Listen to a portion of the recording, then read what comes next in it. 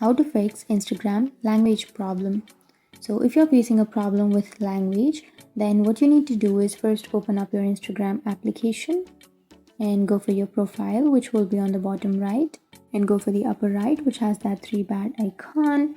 Go for settings and privacy, and here you will have the search bar. Tap on the search bar and search for language, and here you will have your language option. Right, you can simply choose your language, but if you're facing a problem while changing your language, then what you need to do is remove that and then open up your Play Store or your App Store.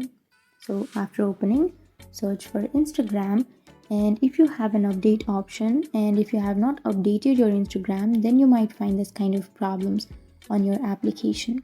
Simply update your application if you have an update button instead of that open.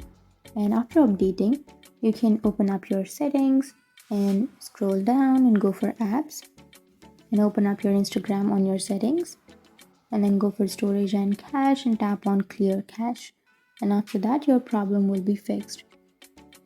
But if that still doesn't fix your problem, you need to simply go back, and here you will have uninstall option. Simply uninstall your application and again install it from your Play Store or your App Store, and your problem will be fixed. So that's it. These were the few fixes, and if you have any questions, feel free to comment below.